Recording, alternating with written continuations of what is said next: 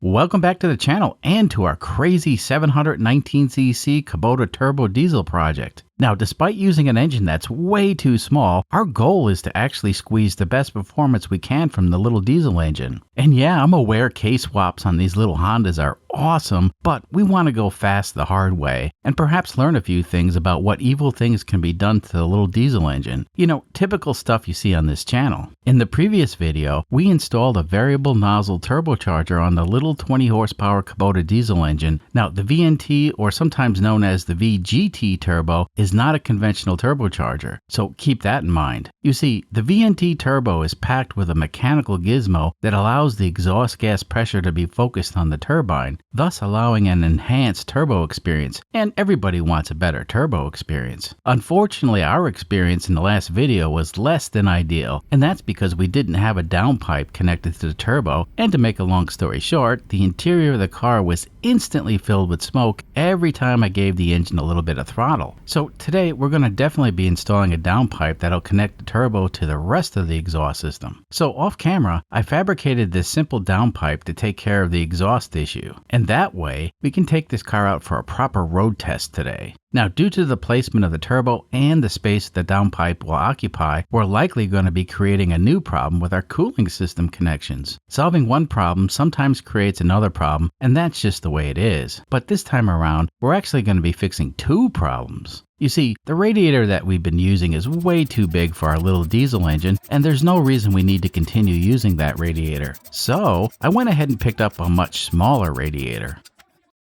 This is the factory original radiator, and getting this to fit with the turbo and the new downpipe poses a new challenge. So instead of dealing with this old radiator, I picked up a cheapo Honda Foreman ATV radiator. This radiator is made for a 500cc gasoline engine, and as you can see, it's a lot smaller than the factory radiator. Now, it's hard to say if this is going to be enough radiator to keep the diesel engine cool, but my guess is it'll probably be okay. Now, the plan is to tuck the new radiator into this area here, and it'll definitely work, except the radiator cap's going to be way below the highest point of the cooling system. Now, that's a huge problem, but it turns out even with the factory radiator, that's always been an issue. Now, in the past, to fill the cooling system, we've been using this expansion tank that's mounted close to the firewall. So this tank allows us to service the cooling system without having any issues with air pockets and whatnot in the pipes. So to get the little radiator to fit into the new location, we went ahead and fabricated some brackets, and that'll allow the radiator to be bolted into position using the stock holes that were already drilled into the Honda radiator support. You know, whenever possible, we try not to drill any new holes in this car. And as I recall, this car only has one extra hole in it. You know, that's incredible considering everything we've done to this car over the years. But as a rule, we've always fabricated our parts to line up with the existing mounting holes. Now, the reason we don't want to drill any extra holes is because this extremely lightweight and somewhat flimsy car is made entirely out of aluminum. Some parts of this chassis are really strong and other parts bend real easy. So we use whatever holes Honda originally made, because if it worked before, well, it's going to work again.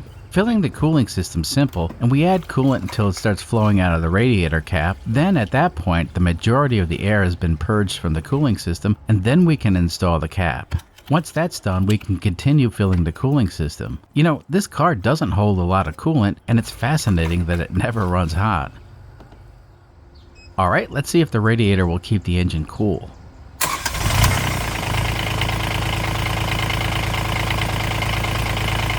Fast forward a little while, and the engine temperature is hovering around 200 degrees Fahrenheit. The heater core and blower motor can hold the engine at this temperature indefinitely, so that's good to know. Let's try blowing some air on the radiator.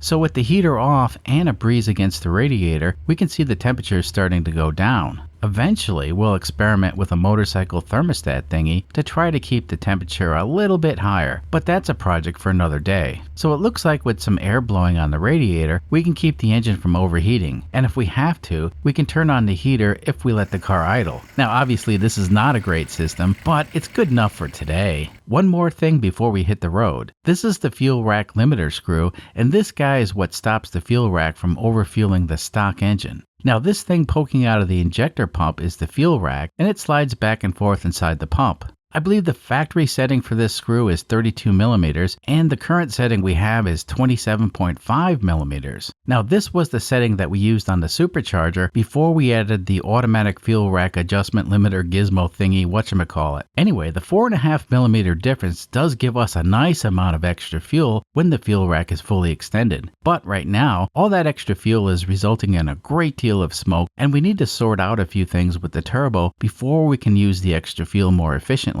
So I'm going to adjust the limit screw to 31 millimeter, and that'll give us a slight bump in fuel at full throttle. This is definitely going to cause us a loss in power, but for now it's a necessary evil because seeing a Honda Insight roll coal is alarming for some folks. Now the good news is we can bring back all that extra fuel, but we need to get this turbo to perform a lot better. And what I mean by that is we need more boost. So in this VNT type turbo, we do have a cheat in mind, and it's right here with this adjustment screw, and that may give us the extra boost we're looking for. But unfortunately, we ain't going to be touching this today because we need to collect a bunch of data first. You see, by unlocking this cheat, we're also going to need a way to control the boost with some sort of boost controller gizmo, and we ain't there yet, but we will be soon. Well, we have about 20 minutes before it starts raining again, and I think we need to take the car out for a spin just to see if all this stuff is going to work. Now, off camera, I went ahead and installed an exhaust gas temperature probe so we can get an idea what's going on inside the little engine. The tiny radiator is probably still too big, but the good news is it doesn't leak and it holds pressure. Now, the overflow tank has been connected and the cooling system is pretty much good to go. The variable nozzle actuator is temporarily connected to a vacuum pump that's inside the car, and we can sort of control it, which is good enough for today. Oh, and best of all, everything fits under the hood of the little Honda. This silly car still looks reasonably normal, and that's always going to be our #1 priority. Alright, let's go for a ride before it starts raining. So this is the vacuum pump that I'll use to adjust the nozzles on the turbo. Right now we don't have any vacuum on the actuator, and that means we're not going to be making any boost. You see, I sort of want to keep an eye on the rearview mirror and see if we're blowing any smoke out the tailpipe with no boost. This will give me an idea how the fuel rack is behaving. And of course right here we have the boost gauge for your viewing pleasure, and this will definitely come in handy later in the video. So far, so good. We don't have any smoke coming out of the tailpipe with zero boost. That means we may have set the fuel rack for not enough fuel, and we're probably not going to be making a lot of power today. Now on a diesel, a little extra fuel with some boost is the way to go, but let's just see how the car performs as it is. Okay, let's put some vacuum on the actuator, and that'll get the turbo to start generating some boost pressure. Whoops, I'm sorry for blocking the boost gauge. Now, from the driver's seat, I can barely see the gauge, and at this point, I do have full vacuum on the actuator, and that pretty much means the turbo's set for maximum boost, which at cruising speed is a little bit less than 5 psi. But if I give the engine a little poke with the accelerator, you can see the boost response instantly, so that's very encouraging. Now keep in mind, there's still some adjustment left on the turbo, and if we modify the factory settings, we can likely get even a better response with a little bit more boost while at cruising speed. So that's something to look forward to in the future.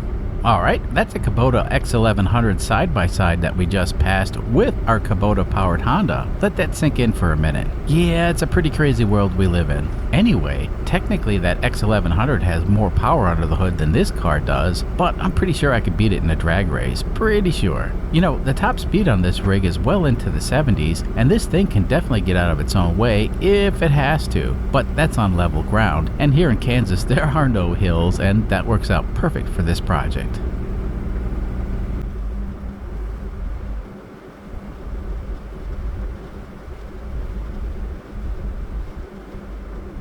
So the engine's holding steady at 160 degrees Fahrenheit with the tiny radiator, so no worries on overheating. The exhaust gas temperature is a lot higher than normal, and that's interesting. Basically, at this speed with this amount of boost, we should see temps about 100 degrees less. This might be a side effect of having the nozzles in their maximum position. I really don't know, but we're still well within the safety zone on the exhaust gas temperatures, so nothing to worry about right now.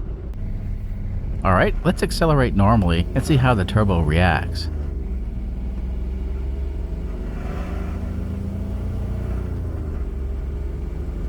Yeah, I really can't complain. That's exactly how I'd expect a properly sized turbo to perform. But since this is a VNT turbo, it's not exactly perfect. You see, a VNT turbo should have really overboosted given the fact that we have the nozzles maxed out and we're not actively controlling them. But so far this turbo is far better than the RHB31 that we were previously using.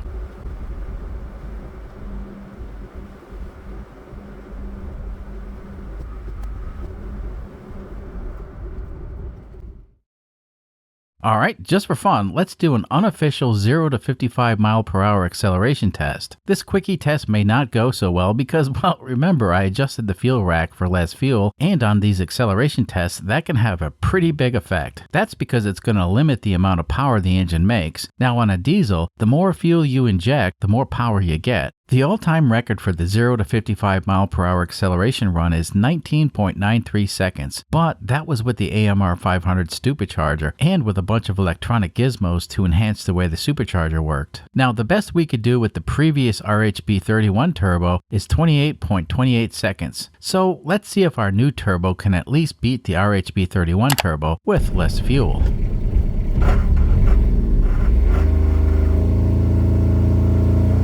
Don't you just hate it when someone interrupts what you're watching? Sorry, but I needed to point this out. Now, while staging the car for the launch, the little Kubota engine managed to generate boost without putting a load on the engine. This engine has never done this before, and I find this very interesting. Alright, let me restart this so we can see the whole thing uninterrupted.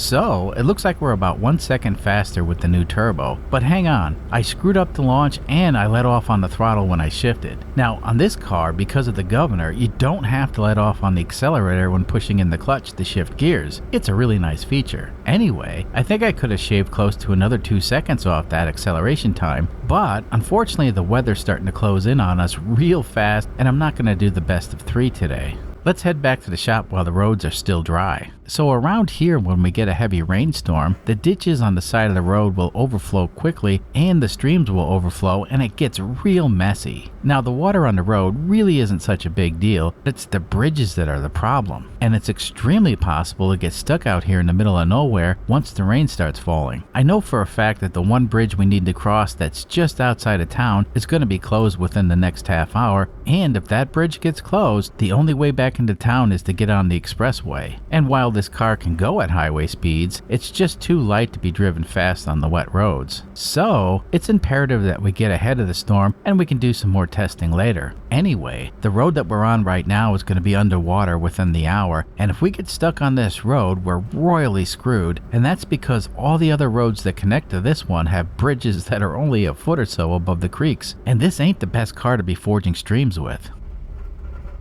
Alright, we made it back to the shop with a few minutes to spare. Now before I left, I was actually on the phone with my brother and he said they were getting hammered over in Wichita. We probably got less than 5 minutes before it starts raining, but that should be enough time to take a look under the hood.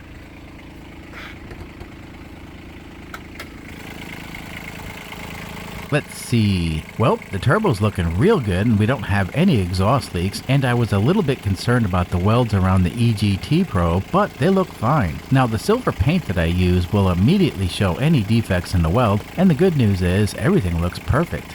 The little radiator did its job and kept the engine cool, but we're probably going to have to put a cooling fan on it at some point, but not today. You know, out here cooling fans are not 100% necessary as long as the car is moving. I reckon the city folks need cooling fans, but not me.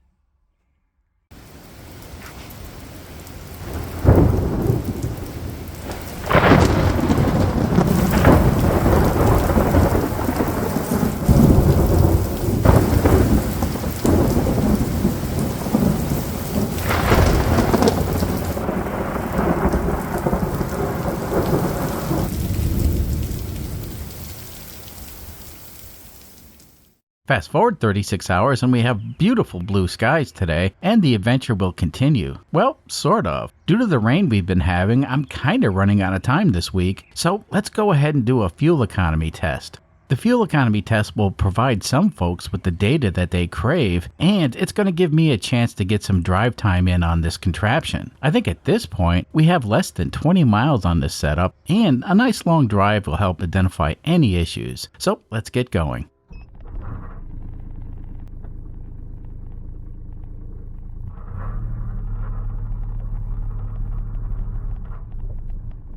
So in this road test, the VNT nozzles on the turbo will be maxed out for the entire time, and this will give us the most amount of boost while at cruising speed. So today, we're going to keep the speed close to 55 miles per hour, which is the legal speed limit on all the roads we'll be traveling on. The car was prepped for this test by checking the tire inflation, and we're running 45 psi in each tire, which is what we typically do. The focus on a test like this is to see if any of the changes we made to the engine will result in a difference in the fuel economy. So just to be clear, it's the engine that I'm interested in, and the rest of the car, it's the same as it's always been, and that's fine with me. So I really need to mention this for about the 1,000,000th time, and this is not a fuel economy project. It's a small engine project, and we're currently fiddling with a turbocharger. So this is kind of funny. I've read some of the comments where folks are saying the only reason I claim this is not a fuel economy project is so the government doesn't come after me. You know, big oil or whoever, they're mad at me because this silly car actually does really well as far as fuel economy goes.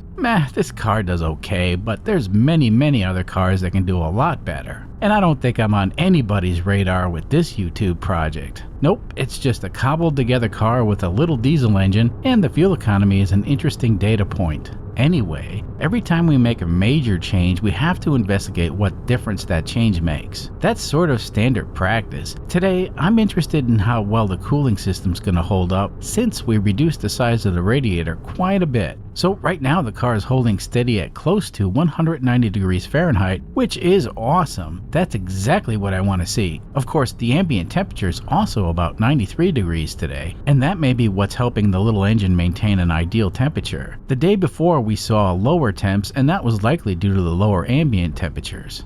The exhaust gas temperature is about 50 degrees hotter than I would normally expect to see. Now I did play with the boost a little bit, and when I set the boost to 0, the exhaust gas temperatures go up, and that's exactly what I would expect. So the turbo's doing its job keeping the exhaust gas temperatures down, and the difference I'm seeing may be due to the placement of the probe. It's hard to say. So our longtime viewers know that this engine that we're experimenting with was originally installed in the late great Saturn coupe, and back then we did run a turbocharger and did all kinds of experiments, including the intercooler experiment, and what we found was an intercooler on this engine made absolutely no difference in performance, fuel economy, or the exhaust gas temperatures. Now I fully understand how an intercooler works, and I'm very familiar with the theory on why it should make a difference. But keep in mind, on this engine we aren't making much boost, and that's probably the biggest reason why the intercooler has 0 effect. You know, on a Power Smoke or a Dirty Max diesel, they run huge amounts of boost, and yeah, an intercooler makes complete sense. However, right now at cruising speed, we're only seeing 2.5 to 3 pounds of boost, which ain't much. Now I'm not sure how much boost a Power Smoke or a Dirty Max makes, but it's likely 10 times the amount we're getting from the little Kubota engine. You know, the stuff that you read in textbooks is based on experimentation, and of course using an intercooler on a high output engine makes perfect sense. Now from our experiments, using an intercooler on a low output engine, well, it doesn't seem to have a measurable effect despite what's written in the textbooks. Now at some point we will install an intercooler to pacify the audience, but it's likely not going to be the miracle some of you are expecting. And we're back. Let's look under the hood and see if anything's on fire. Nope, it all looks the same, even sounds the same. Well, I guess that's good. So once again, this car managed not to break down, and that's actually quite impressive.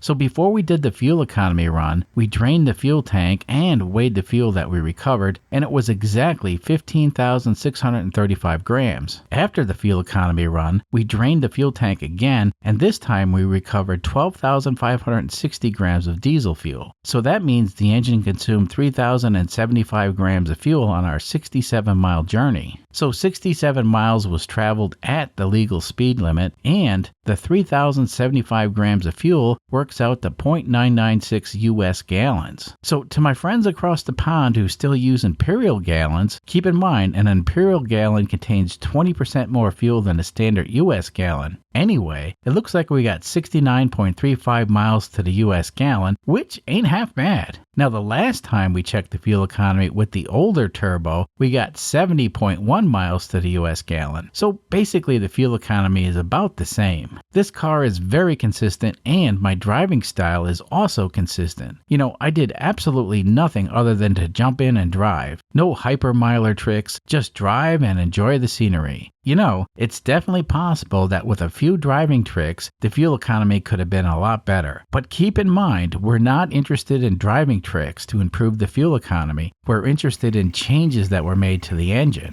Anyway, the thing I was interested in the most was whether or not having the variable nozzles in the turbo maxed out would affect the fuel economy in a negative way. And it would seem that having the nozzles maxed out had no effect whatsoever, which is actually really good news. So that means we're free to go ahead and tweak the factory limit screw for the nozzles, and perhaps we can generate a little bit more low-end boost. So the turbo that we're using is from a European market Volkswagen Lupo. And the alternative turbo that I mentioned a few weeks ago, that would be from a smart car with a 0.8-liter diesel engine. We ended up choosing the Lupo turbo because it was relatively simple to connect it to the Kubota engine. The smart car turbo may actually be a better turbo. It's hard to say because we haven't tried one yet. And the reason we haven't gone down that road is because that turbocharger's integrated into the exhaust manifold, and to get the smart car turbo to work, we would have to fabricate a complex adapter to get it to line up with the Kubota cylinder head. That's not so easy to do. Anyway, it seems like 1 out of every 20 comments are from folks mentioning the smart car turbo. Yes, I'm aware of it, and actually I'm the one who mentioned it in the first place. So take a look at this picture and you decide which turbo is easier to adapt to this engine. Yeah, it's gonna be the Lupo turbo. Anyway, today we learned that the smaller radiator seems to be adequate, but we're going to eventually need to put a cooling fan in just for extreme situations. Now, adjusting the fuel rack for significantly less fuel under hard acceleration may have actually hurt our acceleration performance, and we need to go back and adjust it so we can get more power when accelerating. However, while the car was at cruising speed, the fuel rack limiter adjustment made absolutely no difference as far as cruising power or fuel economy. And that's because at part throttle, the fuel rack is not even close to bumping up against the limit screw. The limit screw only affects acceleration. I would say that the new turbo is definitely a keeper, and we'll need to do some more modifications to see if we can get it to perform just as well as the AMR 500 supercharger. So believe it or not, the fact that we do these modifications and experiments in steps and then measure the results is very beneficial for both us and for some people doing similar projects. Yeah, it's just a silly car with a ridiculously small engine. Now there's a lot that can be learned and directly applied to a more practical applications. You know, I reckon the stuff that amateurs document on YouTube for entertainment purposes can also be the genesis for new ideas. Hopefully that's why you watch this channel, and if you're not subscribed already, please consider doing so because you don't want to miss any of our future content. Well, that's pretty much all I got for today. We'll see you next time. Until then.